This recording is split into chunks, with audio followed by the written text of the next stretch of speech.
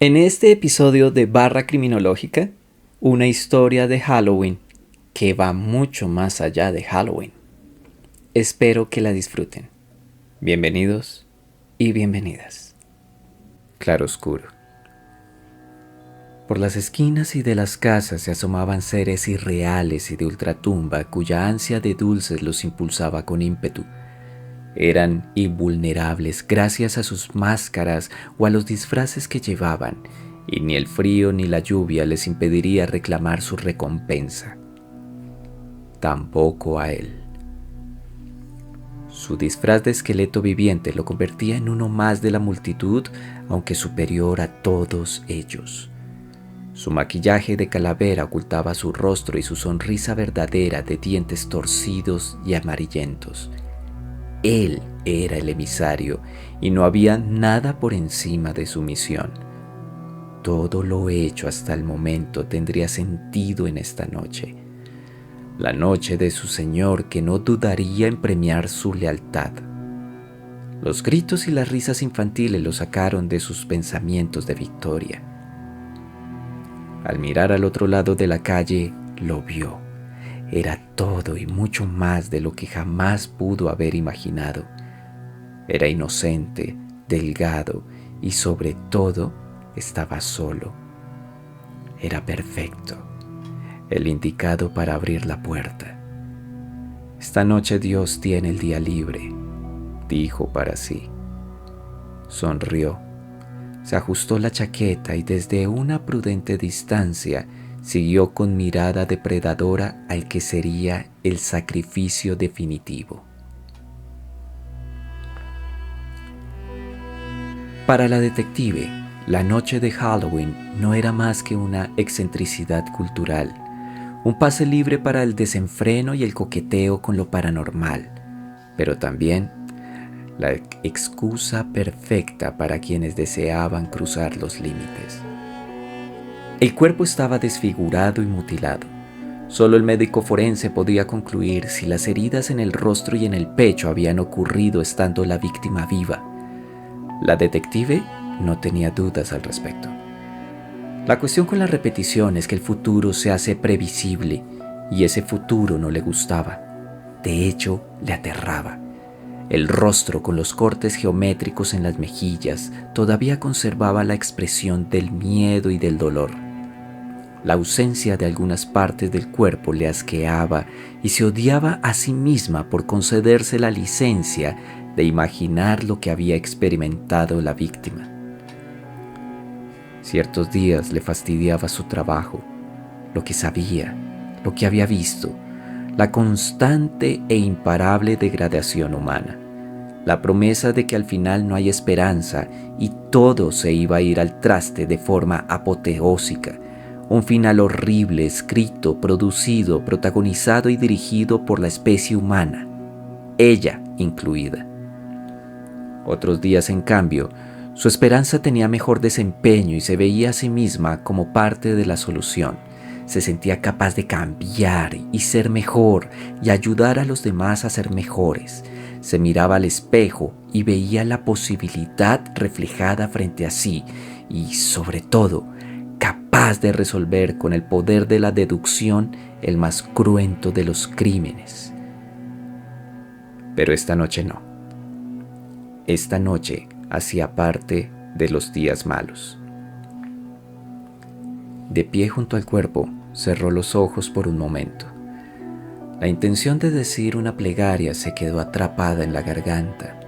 Las palabras se atoraron en la rabia y duda sobre una entidad superior que miraba hacia otro lado con la injusticia y la maldad. No, la realidad era una sola. Había un asesino en serie suelto. Ella lo sabía, los de la unidad lo sabían, los grandes jefes lo sabían, hasta los periodistas lo sabían, pero no pasaba nada. Poco a poco y a razón de los rumores, el criminal se convertiría en un ser mítico por el cual algunos se sentirían atraídos y buscarían en internet como lo hacían con Ted Bundy, Jeffrey Dahmer o Luis Alfredo Garavito y otra cantidad de perdedores.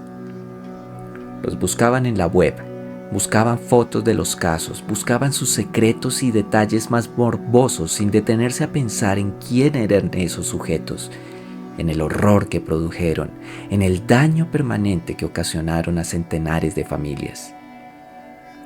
El responsable de la muerte que tenía ante sí, sin duda tendría su fanaticada.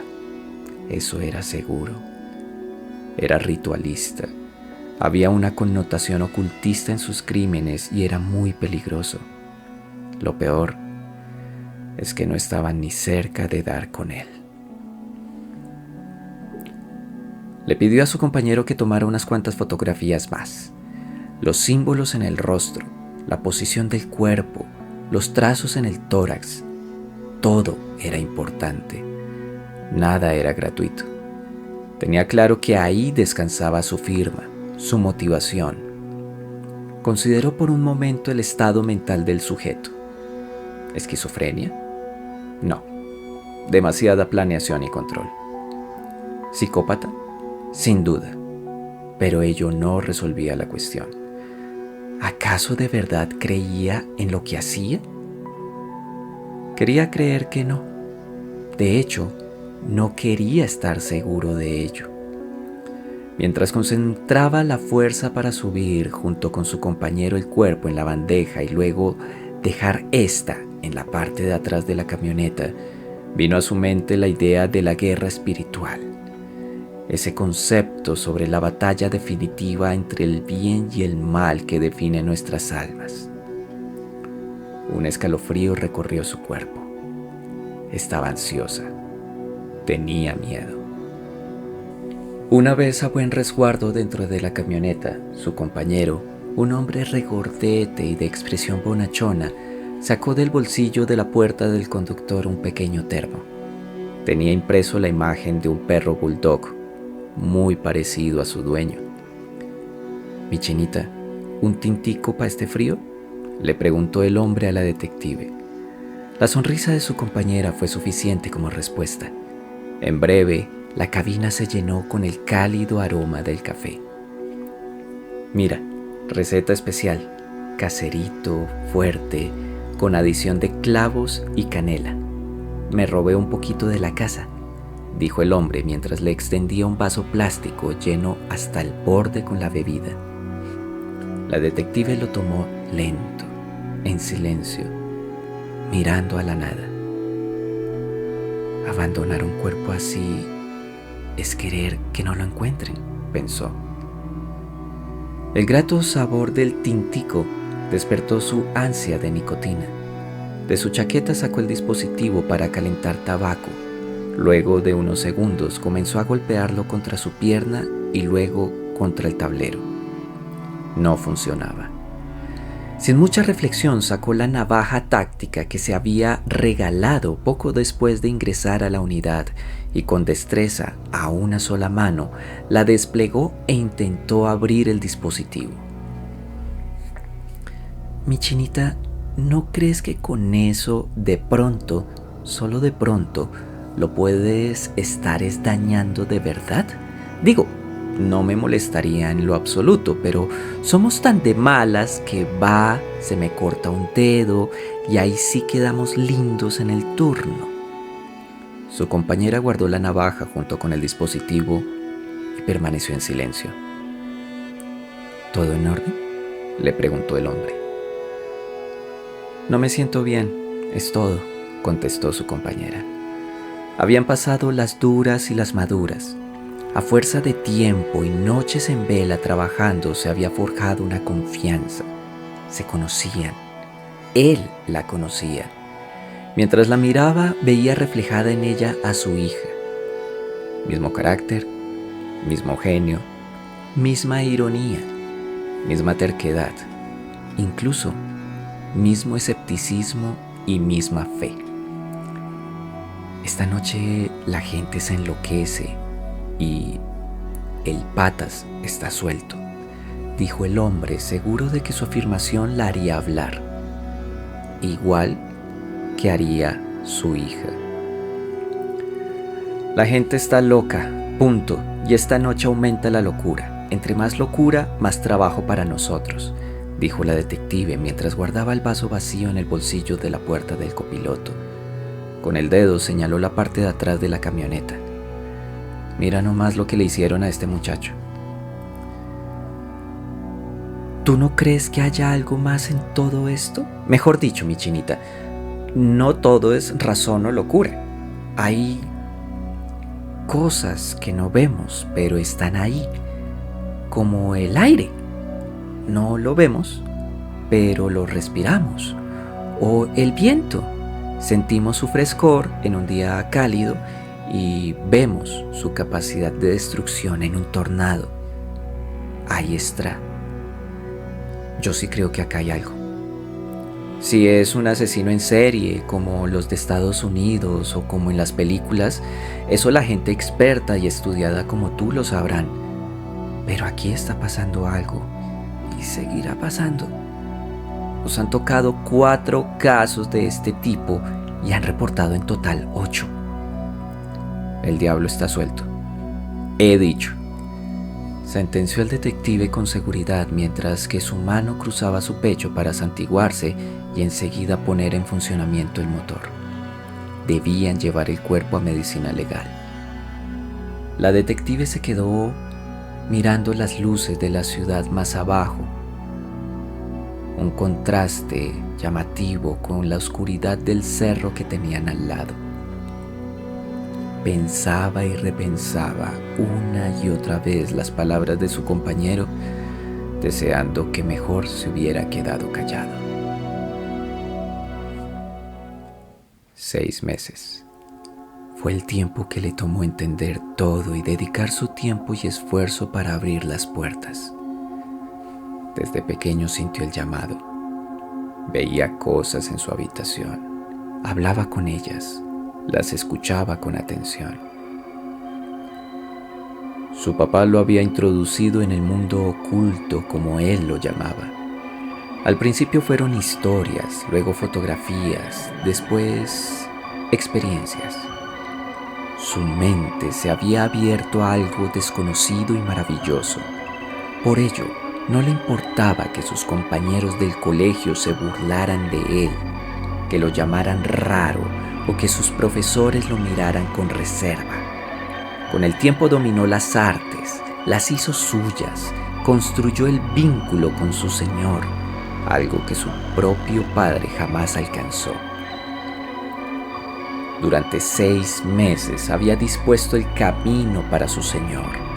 Cada sacrificio era una puerta, cada cuerpo una llave. Ahora estaba a punto de recibir a su Señor y de convertirse en lo que estaba destinado a ser, una entidad superior y poderosa.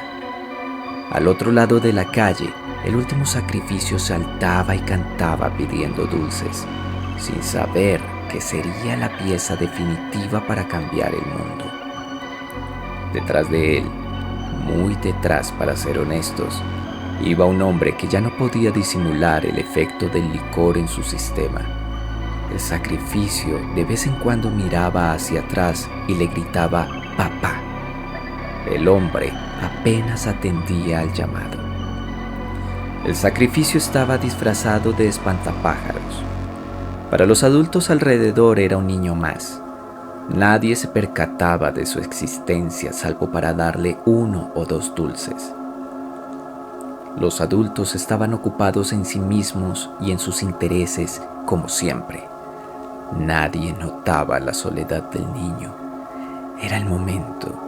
El cuchillo ritual de hoja larga y curva con empuñadura antigua que había reclamado sangre apenas unas horas atrás, pronto se encontraría en la intimidad con el pequeño espantapájaros. No son pocas las historias extrañas que podrían contar los investigadores que trabajan con la muerte. Verla a diario te puede conducir a una interpretación particular del mundo espiritual o convertirte en el cínico recalcitrante de quien se considera por encima de la vida y de la muerte.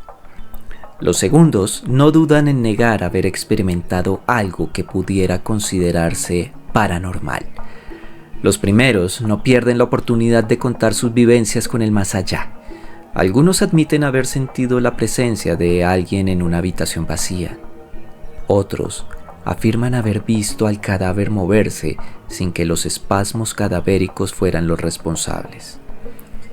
Alguien contó la historia de haber saludado en la recepción a la misma persona que había fallecido horas atrás en el apartamento del 5º piso. Unos cuantos aseguran haber escuchado susurros que se deslizaban por los corredores, detrás de las puertas, o en el peor de los casos, junto a la oreja, cual si fuera un susurro cómplice. Intuición educada fue lo que escribió la detective en el informe que presentó describiendo lo sucedido en el cerro. Nunca admitiría que esa noche de Halloween, en la camioneta junto a su compañero, escuchó un susurro. No, jamás lo admitiría. Ni eso, ni otras cosas que ocurrieron y que algunas noches la despiertan en la madrugada. No las escribió no por miedo a convertirse en el hazmerreír de la unidad y que la enviaran a cita con el psicólogo. No, fue por miedo a que al escribirlo todo adquiriera la solidez de la verdad, ineludible y abrumadora. Luego de escuchar el susurro intentó racionalizarlo. La radio quiso creer, pero no. El ruido de la calle, tampoco. Su compañero, menos. Locura, tal vez. Antes de caer en el vértigo de esa posibilidad, cerró los ojos y respiró profundo. Intentó sosegar el flujo de pensamientos que saltaban de las imágenes de la víctima que llevaban atrás, a la imponencia del cerro que ya estaba a sus espaldas y a la contundencia del contenido del susurro. Así, una y otra vez. Al final tomó una decisión y la sensación de urgencia se hizo manifiesta. Tenemos que regresarnos ya. Hay que volver al cerro, dijo la detective sin intención alguna de ocultar el miedo y el apremio. El hombre tan concentrado estaba en la vía, la gente disfrazada, alicorada, drogada, alegre, apenas escuchó a su compañera. ¿Cómo, mi chinita?, dijo el hombre al tiempo que le bajaba el escaso volumen al radio e inclinaba el tronco un poco hacia ella para escuchar mejor. Que tenemos que volver al cerro. No diga que se nos quedó algo. ¿Qué se nos quedó? No, nada.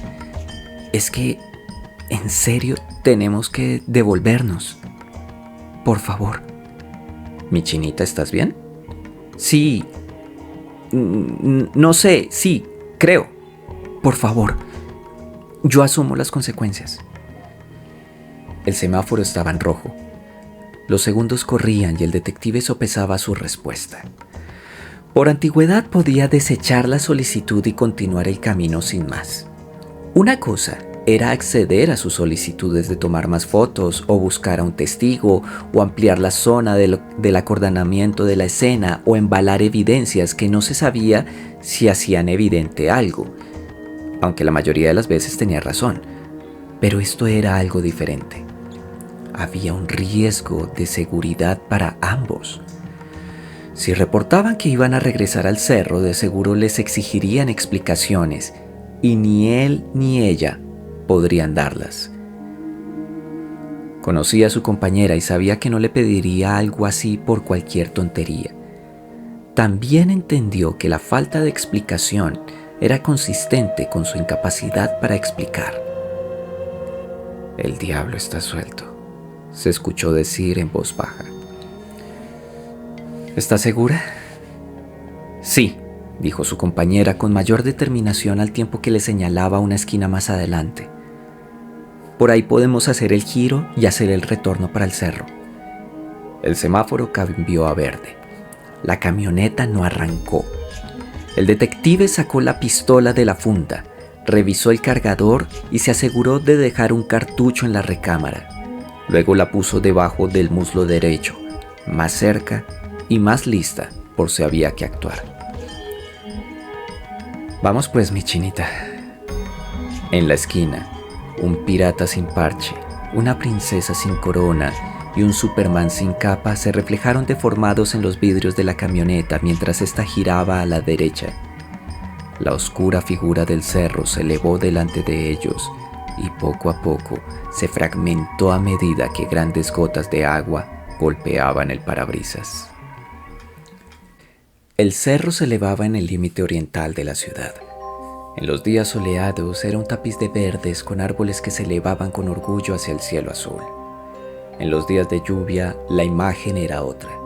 Se convertía en una figura oscura y vigilante que, doliente, recibía el castigo de la lluvia como si ésta lo quisiera empujar hacia el fondo de la tierra.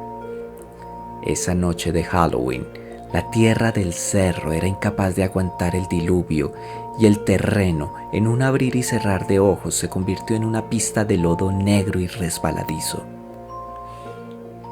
Ningún sonido se sobreponía al rugido de la lluvia, ni siquiera los gritos apagados del pequeño espantapájaros. Amarrado boca arriba, el agua le caía en la cara. La mordaza que le había puesto la muerte estaba empapada y lo ahogaba.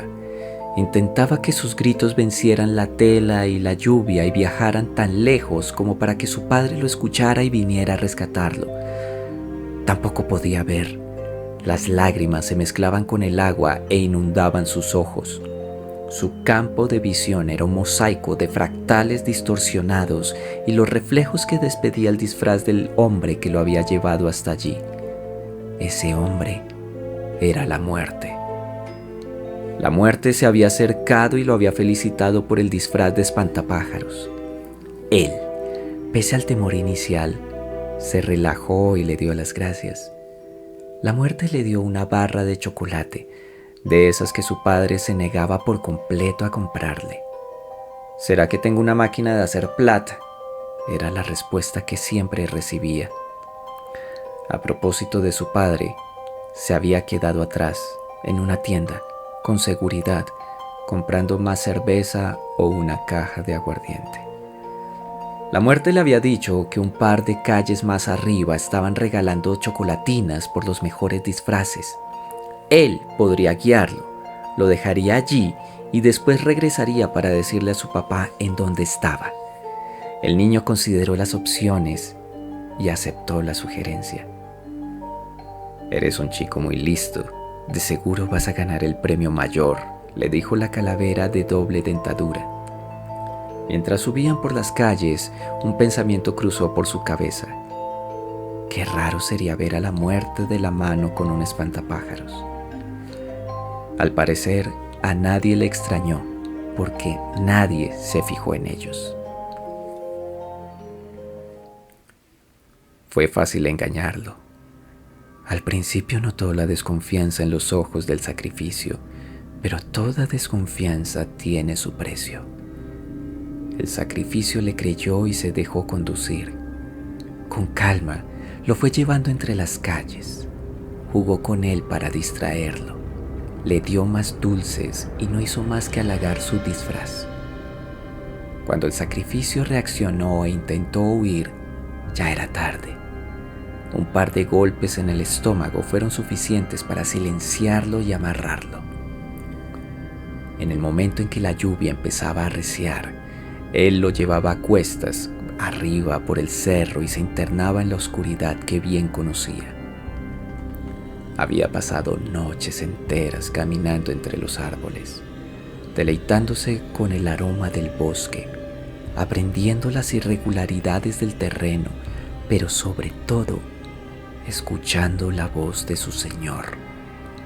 Hacía pocas horas, el penúltimo sacrificio había sido entregado en el cerro, no muy lejos de donde estaban ahora. Con este, las puertas se abrirían y el mundo sabría quién era él y a quién servía. Al haber convertido el cerro en su hogar, sus ojos se habían acostumbrado a la noche. Sentía la manera en que sus pupilas se dilataban como las de un depredador en medio de la oscuridad. Ese fue uno de los regalos de su Señor. Gracias a ello, ahora veía el sacrificio con claridad, agitándose, intentando soltarse de las ataduras. También lo escuchaba llamar a su papá, como si ese despojo fuera a hacer algo, o si pudiera hacer algo. En el mejor de los casos estaría tirado en la calle durmiendo la borrachera. La hora había llegado. El agua de la lluvia corría por su cara. Quiso pensar que era la señal de su bautismo definitivo. Con delicadeza abrió la camisa del niño.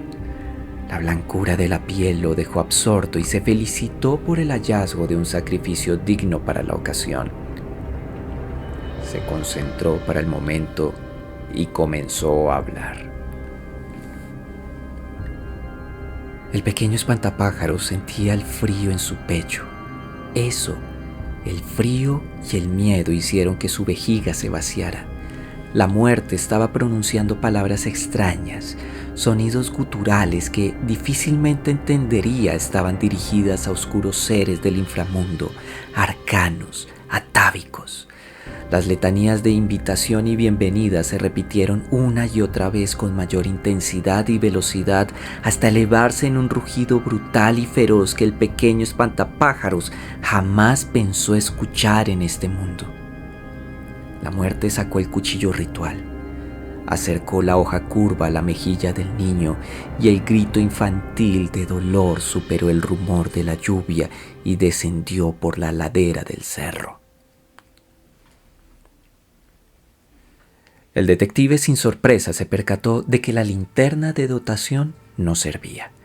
Por lo tanto, era su compañera quien marcaba el camino alumbrándolo con la luz de su teléfono celular mientras él iba a su lado con el arma desenfundada apuntando al suelo. Solo un arma de dotación por equipo de trabajo. Una muestra más de la inoperante burocracia de la fiscalía. A medida que caminaban, la detective se sentía ridícula y avergonzada.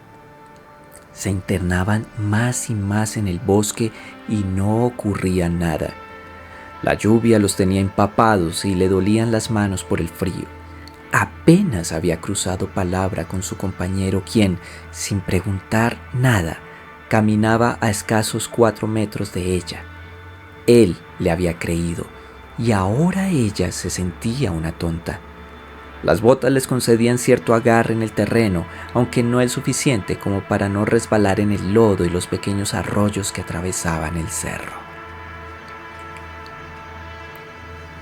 Tiempo atrás habían quedado las operaciones tácticas y su época como instructor. Ahora el dolor en las rodillas y la espalda le recordaban que el frío le hacía daño, que el sobrepeso no era una buena idea y que años de cargar con el peso de los muertos para subirlos a la camioneta habían pasado su factura. Aún así, con cada doloroso paso, la seguridad de que debían estar allí se fue concretando. Había una poderosa razón para ello. Esto no es en vano, dijo para sí mismo. El grito confirmó esa certeza. La detective lanzó la luz de su teléfono hacia todos los lados, levantó su cabeza al cielo como si intentara rastrear el olor del miedo contenido en el grito. No sabía hacia dónde avanzar y la luz se apagó. A punto de llorar, una mano se posó sobre su hombro y notó el ligero empujón para que continuara subiendo por el cerro. Su compañero estaba a su lado y ambos, luchando con el frío concentrado en los músculos y con la inclinación de la pendiente, avanzaron dando grandes zancadas para internarse aún más en la vegetación asfixiante. La muerte estaba en pleno furor. Podía oler la sangre en el cuchillo, sangre fresca, viva de dolor. El tributo preciso para honrar a su Señor. El sacrificio debajo de sí lloraba, se atoraba y seguía luchando por liberarse. Un sacrificio valiente. Preso en el frenesí y con nuevas palabras secretas en su boca, hizo que su cuchillo descendiera y con lentitud penetró la piel y más profundo en los músculos de la mejilla del niño. La puerta comenzaba a abrirse. Está de nuevo en casa de sus abuelos. Allí estaba su lugar seguro y estaba de vuelta. Puede ver la colección de porcelanas de la abuela y los discos de vinilo del abuelo. Camina por el pasillo y entra a la cocina. Sobre la mesa ve su taza de chocolate, la que tiene la imagen de la Paw Patrol. También están ellos, sus abuelos. Le sonríen y lo invitan a sentarse. Le señalan la bandeja con pan y la taza de bebida caliente. El niño corre hasta la mesa y de un salto se sienta en su silla, y era su silla porque el abuelo la había marcado con su nombre. Frente a la taza hace lo que aprendió de los ancianos. Sumerge el trozo de pan en el chocolate. Espera a que se moje por completo y luego, de un gran bocado, se lo come. La felicidad lo embarga. Sonríe y quiere gritar de alegría, pero algo no está bien. La taza la rompió su papá en uno de sus malos días. La casa se vendió. Los abuelos ya no están. El virus se los llevó. No está bien. Él vive con su padre en las sombras, en la carencia y en la tristeza, aunque hubo alguien que se percató de ello. La vecina. Ahora está jugando en el parque, solo como es su costumbre. La mujer lo ve jugar y le sonríe. Lo llama y le pide que se acerque. Él la conoce, así que no tiene miedo. Toma el balón y va hacia ella. Se sienta a su lado. Ella saca de una bolsa un disfraz y le dice que se lo regala. Él ve que se trata de un traje de espantapájaros. Hubiera preferido uno de Spider-Man, el Capitán América, hasta de Superman o Batman. Pero le alegra tener algo para salir a pedir dulces. Claro, siempre y cuando su papá acceda a llevarlo. ¿Sabes por qué los espantapájaros son tan especiales?, le pregunta la mujer. No señora, contesta el niño mientras mira los detalles coloridos del traje. Pues te voy a contar mi versión. Porque ahí donde los ves, son valientes. El niño volteó con curiosidad a mirarla. Sí, fíjate, ellos están solitos en medio de los cultivos y con sol o lluvia, sin importar nada, se enfrentan a las aves para cuidar esos cultivos. Y de esos cultivos comemos tú y yo. O sea que casi que los espantapájaros nos cuidan a ti y a mí. Son mejores que los Vengadores, que la Liga de la Justicia y que Dragon Ball todos juntos. Y creo que este disfraz te quedaría mejor que a nadie. Su padre le había repetido hasta la saciedad que los niños no entienden, pero él sí entendió. Entendió, y ahora llora con el rostro escondido en el cálido pecho de la mujer que lo abraza y le dice que todo va a estar bien, que debe traerle dulces y que no se los puede comer todos porque se va a engordar. Y con este apunte, ambos ríen. El chocolate, el espantapájaros, la muerte. Su propio grito lo regresó a la lluviosa oscuridad del cerro. El pequeño espantapájaros contorsionó su cuerpo, mordió la mordaza con rabia y decisión. Él era el espantapájaros, él era valiente. El cuchillo entró más profundo en su mejilla y no por ello dejó de luchar. Intentó patear a la muerte, volvió a gritar más fuerte que antes, se agitó tanto como pudo hasta que lo hizo caer a un lado. Celebró en silencio su victoria, solo que no podía más. Ya no tenía fuerzas. Comenzó a toser y a ahogarse con la mordaza empapada con saliva, agua y sangre. Trató de soltarse de nuevo, pero la muerte ya estaba encima de él con el cuchillo listo para el acto final. El pequeño espantapájaros cerró los ojos. «Papá Dios, déjame estar con mis abuelos otra vez», suplicó el niño en su mente. Después, todo fue oscuridad. La detective fue la primera que los vio. Al principio como simples sombras, luego con la certeza absoluta de quien encuentra lo que estaba buscando, un asesino en serie y su víctima. Sin pensarlo, se lanzó sobre el sujeto y ambos cayeron por una pendiente consumidos por la negrura de la vegetación. Segundos después apareció el detective, agotado y con las rodillas y la espalda palpitando de dolor. Avanzó hasta ver al niño en el suelo. Estaba empapado y frío. Por un instante pensó lo peor. Buscó con qué desatarlo y vio el cuchillo. Lo tomó y una onda de calor subió por su brazo, se extendió por todo el cuerpo y se concentró en el abdomen hasta hacerlo vomitar. No podía perder tiempo. Se limpió la boca con el dorso de la mano y comenzó a cortar las cuerdas. El niño permanecía inmóvil. No sabía si estaba vivo o no, pero tenía claro que no lo iba a dejar allí. Lanzó el cuchillo a un lado y entonces, con el rabillo del ojo, vio movimientos. Pensó que era su compañera, pero no hubo respuesta cuando la llamó por su nombre. Creía escuchar voces a su alrededor, movimientos que no podía concretar. «Este malnacido no estaba solo», dijo el detective mientras cargaba al niño, desenfundaba el arma y apuntaba a las sombras. Alzó la voz y gritó: «Les tocó, muy de malas», y jaló el disparador del arma 3 veces. Clic, clic, clic. Fue todo lo que se escuchó. El arma no funcionó y el lugar se oscureció más, si es que eso era posible.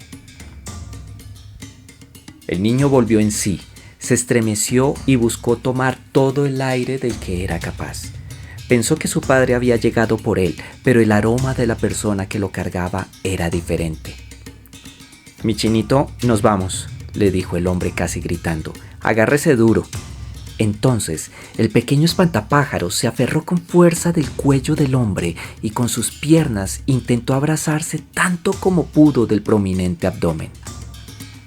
El detective, en su fuero interno, sabía que corría por miedo. Estaba aterrado de lo que estaba pasando. Tenían que salir de allí y comenzó a correr por la pendiente y poco a poco adquirió más y más velocidad. Pero a mayor velocidad, mayor era el dolor de sus rodillas. El niño era ligero, pero sentía que por el peso, en un momento u otro, su propia columna vertebral se iba a quebrar en 3 lugares diferentes. No sabía cuánto más tendrían que huir y mucho menos cuánto iba a aguantar.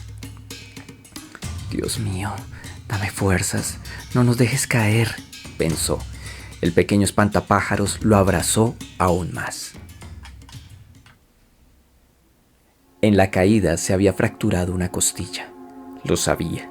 También sabía que la adrenalina estaba haciendo lo suyo, así que, atenta a los sonidos, se levantó y con su teléfono iluminó a su alrededor. Y lo vio delante suyo. En ese instante no lo sabía, pero esa imagen la acompañaría en numerosas noches de insomnio.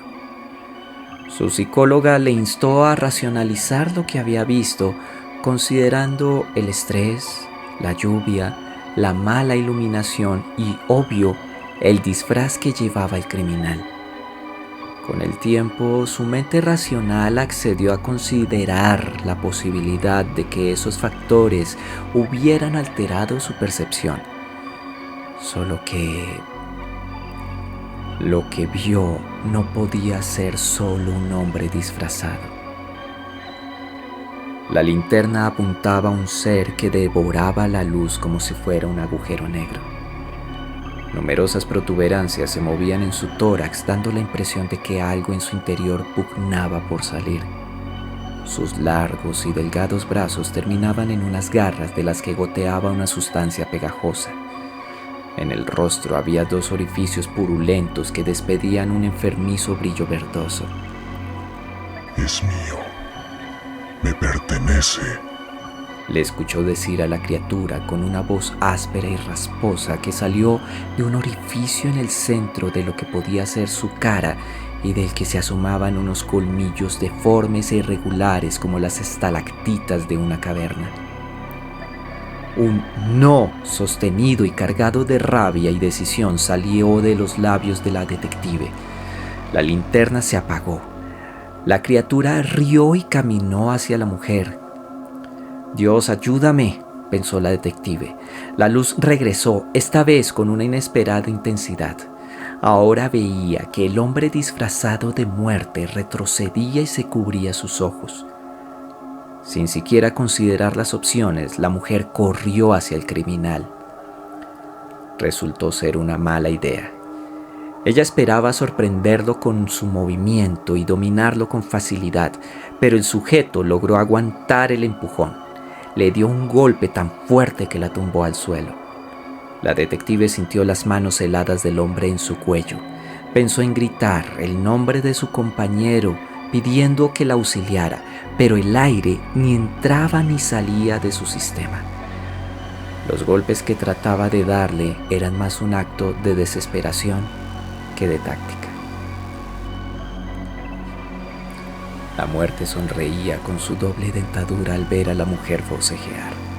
El uniforme le decía que era de la fiscalía. ¡Ja! Como si ello le importara. Lo único que le importaba era que había perdido el sacrificio.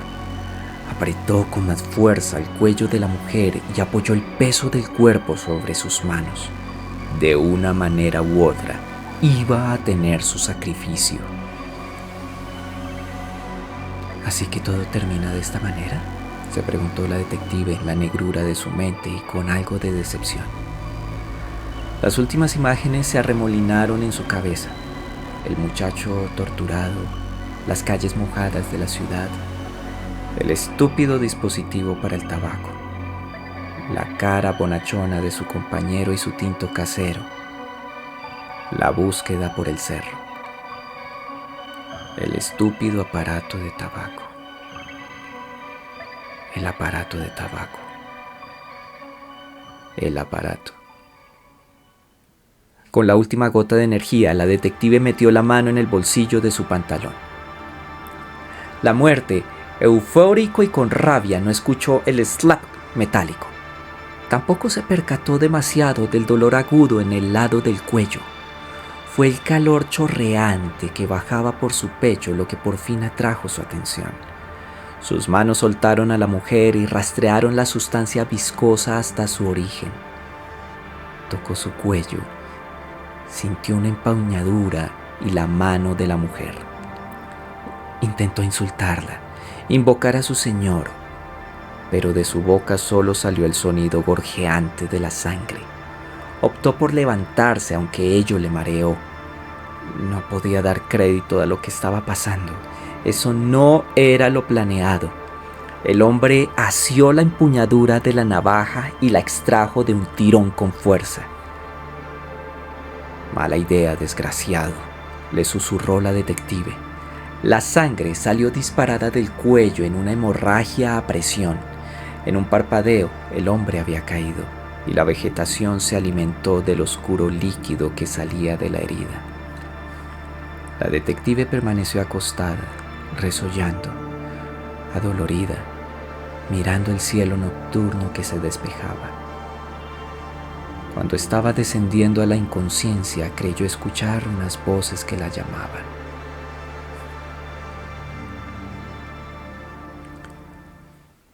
Fue una tarde soleada y el servicio funerario estuvo concurrido.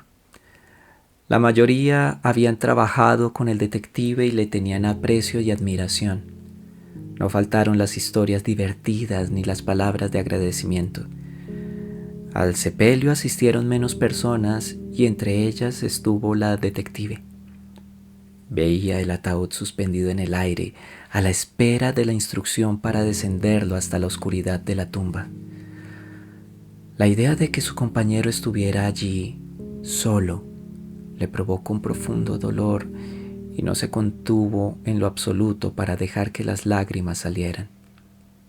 Se esforzó por recordarlo en los mejores momentos y hasta cierto punto lo logró, pero siempre volvía al mismo instante, la conversación que habían tenido 3 días atrás. Fue después de un turno que lo visitó. Al llegar a la casa, una mujer de rostro bondadoso pero agotado por el dolor la recibió y le dio un abrazo. Le agradeció por haber ido. Detrás estaba la hija de su amigo cargando al bulldog de la familia. «Ese es el chinito de la casa», le decía a su compañero cuando le mostraba fotos del animal. Tras intercambiar un saludo y una sonrisa, la chica le pidió que la siguiera. Cuando entró a la habitación, el aroma de la enfermedad era intenso. El ex detective, su amigo, estaba en la cama. El sobrepeso era cosa del pasado. Tenía la piel grisácea pegada a los huesos. El cáncer de estómago había sido muy agresivo y durante 3 meses había sufrido mucho. En el fondo deseaba que se fuera, pero más en el fondo no quería que la dejara sola. Lo extrañaba. «Hola, mi chinita, qué rico verte», dijo el ex detective intentando que su voz sonara más animada de lo que en verdad se sentía. «Siéntate, siéntate». La conversación fue dolorosa. Él no podía hablar, pero quería y necesitaba hacerlo. Ella no quería verlo sufrir más y por eso contestó sus preguntas tanto como pudo. ¿El tema? Aquel del que se había negado a hablar, pero que él no quería irse dejándolo pendiente. El tema era esa noche de Halloween. «Mi mamá les mandó», se escuchó decir al adolescente desde la puerta. Los detectives intercambiaron una mirada cómplice. Ella, con cuidado, le ayudó al hombre a levantarse y le sostuvo la cabeza para que bebiera el café. Luego vino el momento para ingerir las verdades. «Era el diablo, ¿cierto?», le preguntó su amigo en un susurro, en tanto trataba de hacer la señal de la cruz sobre su esquelético pecho. «No sé, supongo, no sé, todo fue muy raro y el Halloween pone a la gente extraña y uno piensa cosas, ya lo habíamos hablado». «Era el diablo, mi chinita. ¿Sabes por qué lo sé? Porque esto que me está matando me dio por ese cuchillo que nunca encontraron en la escena. Encontraron las piedras para los rituales en el cerro. Encontraron los libros, las partes de los cuerpos, los recortes de periódicos, los diarios, toda la parafernalia que tú quieras de cosas raras. Encontraron todo menos el cuchillo. Y dudo mucho que alguien se lo haya robado. Cuando lo cogí para soltar al niño, lo sentí, mi chinita, lo sentí. 3 meses desde esa noche y mírame ahora. Todo eso era el diablo. Y estoy seguro de que en el fondo tú también lo sabes». No lo sé. Las personas ya son lo suficientemente capaces de cometer los actos más atroces del mundo como para que necesiten ayuda del más allá o del infierno o de donde sea que se supone viene el mal. El mal somos nosotros, la humanidad. Punto. Contestó la detective en un intento desesperado de finalizar la conversación. «Mi chinita, yo no te voy a obligar a creer en nada. Pero tú y yo sabemos que fue por ti que volvimos al cerro. A mí no me vas a echar el cuento del instinto educado. Intuición, esa cosa. Tú sentiste, tú escuchaste algo y por eso volvimos Y gracias a eso salvaste a ese niño y ahora está con una familia que sí lo quiere, no con ese desperdicio de papá que él tenía. Le va a costar dejar todo lo que vivió atrás. Las cicatrices en la cara se lo recordarán, pero es joven, dio la pelea, es valiente y con el tiempo va a estar bien. Para ser sinceros, fuiste tú quien lo salvó, dijo la detective. Tú nos guiaste para encontrarlo cuando me hiciste la señal en el hombro y después te bajaste con el niño a cuestas. Te concedo lo de la bajada con el muchacho, pero yo no nos guié. Yo no te hice ninguna seña. Tú me tomaste de la mano cuando el niño gritó y ahí fue cuando salimos a correr, mi chinita. La expresión de la detective fue suficiente para que el hombre entendiera que no. Ninguno le había ayudado al otro para orientarse y llegar al niño, y aún así habían llegado a él. Mi chinita, yo no llamé a los refuerzos. Cuando iba llegando a la parte de abajo con el niño, vi las luces de las patrullas y de las ambulancias, pero no fui yo. En el afán de subir al cerro, dejé el radio y mi teléfono en la camioneta. Estuve averiguando y me dijeron que la llamada reportando a una persona herida y otra muerta había salido del negocio de la esquina en donde hicimos el giro para regresar al cerro. Mira, no puedes negarte a creer que había algo más en todo esto, que había luz en esta oscuridad. Puedes gastar toda tu energía afirmando desde la razón y desde tus estudios que todo fue una serie de eventos fortuitos o intuitivos, si quieres, que terminaron con la muerte de un asesino en serie. Pero tú sabes que no fue así, que no es así. Te confieso que ahora estoy tranquilo porque sé que este no es el final del camino. Estoy tranquilo porque ahora sé. La detective lloró y con ternura abrazó a su amigo. No fueron necesarias las palabras. El abrazo decía más de lo que jamás podrían llegar a decirse. 2 días después recibió la llamada. Su compañero había fallecido.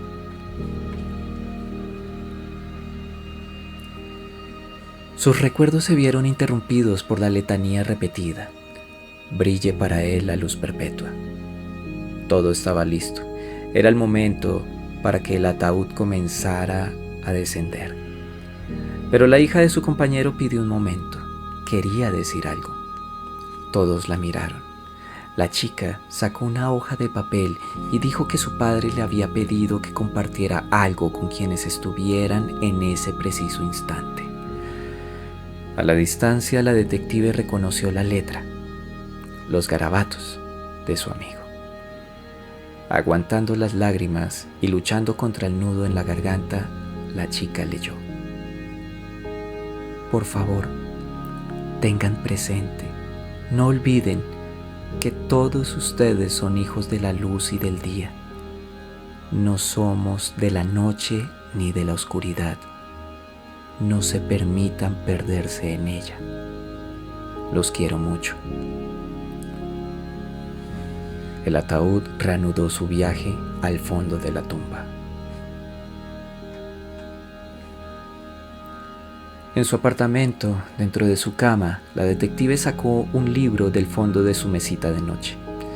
Hasta donde tenía memoria siempre había estado ahí, pero poco interés había tenido de mirarlo y menos de leerlo. Las palabras de su amigo resonaban en su cabeza. Sabía que eran de ese libro y en efecto las encontró. Tesalonicenses capítulo 5 versículo 5. Todos ustedes son hijos de la luz y del día. No somos de la noche ni de la oscuridad. Cerró la Biblia y pensó en la verdad de esas palabras. si realmente era posible abandonar la oscuridad o si, sin remedio alguno, todos éramos ciudadanos permanentes de ella. De forma inconsciente, sus dedos jugueteaban con las páginas de borde dorado. Si Dios existe, ¿por qué permite la maldad? ¿Por qué permite que personas cometan actos de tanta crueldad? ¿Acaso estamos todos a merced de los malos? Fe, pensó. Su amigo tenía fe, y por eso le creyó, y por eso detuvieron a un horrible criminal, y por eso salvaron al niño, y quién sabe a cuántos más. Sus ojos se posaron de nuevo en el libro que tenía en sus manos.